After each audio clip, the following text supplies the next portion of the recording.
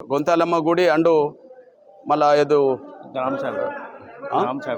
గ్రామ సేవడికి సంబంధించిన అంశం.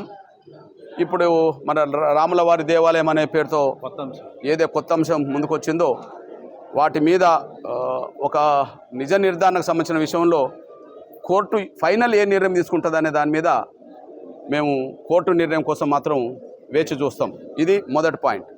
కోర్టు ఫైనల్గా ఏ నిర్ణయం తీసుకుంటుంది అనే దాని మీద కోర్టు నిర్ణయం కోసం వేచి చూస్తాం.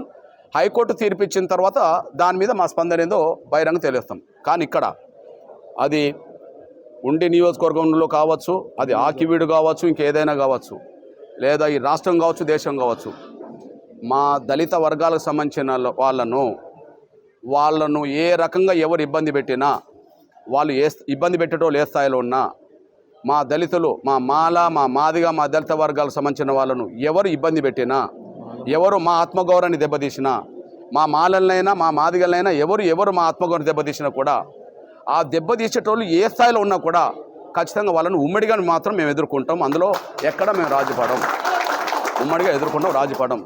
కానీ ఈ వివాదం అంతా ఉండి శాసనసభ్యుడైన రఘురామకృష్ణ చుట్టూ తిరుగుతున్న విషయం ఈ తెలుగు నేల కాదు, దేశవ్యాప్తంగా చూస్తున్నది. ఈ మొత్తం వివాదం మొత్తం ఆయన చుట్టూ తిరుగుతున్నది. నేను ఆయన మీద ఒక మాట్లాడేదానికంటే ముందు ఒక విషయం నేను చెప్పదలుచుకున్నా. ఖచ్చితంగా మేము ఈ కూటమి గెలుపులో మేము ప్రధాన భాగస్వాములు కనుక, ఏది టీడీపీ, జనసేన, బీజేపీ కూటమి గెలుపులో మేము ప్రధాన భాగస్వాములు కనుక సంబంధించిన ఈ రఘురామకృష్ణరాజుకు సంబంధించిన అంశం ఖచ్చితంగా నేను పర్సనల్గానే చంద్రబాబు నాయుడు గారి దృష్టికి తీసుకెళ్తా. నంబర్ 1, పర్సనల్గానే చంద్రబాబు నాయుడు గారి దృష్టికి నేను తీసుకెళ్తా. ఆయన ఒక రాజ్యాంగ పదవిలో ఉన్నాడు, ఒక శాసనసభ్యుడిగానే కాకుండా ఒక రాజ్యాంగ పదవిలో ఉన్నాడు. ఆయన మాట్లాడే మాటలు ఖచ్చితంగా అది ఒక దళిత క్రైస్తవులే కాకుండా దళితులకు సంబంధించిన వాళ్ళను అది హక్కున చేర్చుకుంటున్నాయా, దూరం చేసుకుంటున్నాయా, లేదా అవమానిస్తున్నాయా, గౌరవిస్తున్నాయా అనే మాట రాష్ట్రం, దేశం చూస్తున్నది.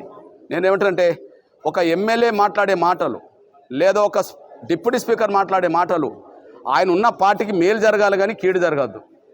ఆయన ఏ పార్టీలో ఉన్నాడో, ఎక్కడ ఉన్నాడో ఆ పార్టీకి మేలు చేసే విధంగా ఉండాలి కానీ కీడు చేసే విధంగా ఉండద్దు. ఇప్పుడు ఆయన మాట్లాడుతున్న మాటలు పార్టీకి, చంద్రబాబు నాయుడు గారికి మేలు చేసేది ఉన్నదా, అది నష్టం చేసేది ఉన్నదా అనే విషయాన్ని ఆయన తేల్చుకోవడానికి ప్రయత్నం చేసే రోజు వస్తుంది. నా వరకు నేను మాత్రం రఘురామకృష్ణరాజు గారు మాట్లాడుతున్న మాటలు ఎంతో కొంత దళిత సమాజాన్ని దూరం చేసేదిగా, పార్టీకి, ప్రభుత్వానికి దూరం చేసే విధంగా, వాళ్ళని అవమానించే విధంగానే ఉన్నదనే మాట నేను కూడా చంద్రబాబు నాయుడు గారికి తీసుకొస్తాను. ఆయన భవిష్యత్తులో ఏ నిర్ణయం తీసుకుంటాడనే విషయంలో ఇక చంద్రబాబు నాయుడు గారు తీసుకోవాలి. కానీ నేను మాత్రం ఈ రఘురామకృష్ణరాజు విషయం మాత్రం నేరుగానే త్వరలోనే చంద్రబాబు నాయుడు గారు అపాయింట్మెంట్ తీసుకొని పర్సనల్గానే కలిసి ఈ విషయాన్ని మాట్లాడతాం.